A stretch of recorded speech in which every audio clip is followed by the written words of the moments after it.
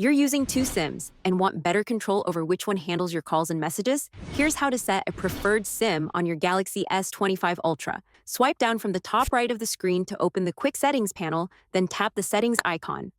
Scroll down and tap Connections. Next, select SIM Manager. Under the Preferred SIM section, tap either Calls or Messages. If these options are grayed out, it means your second SIM isn't active yet. To enable this, make sure you've set up a second physical SIM or activated an eSIM.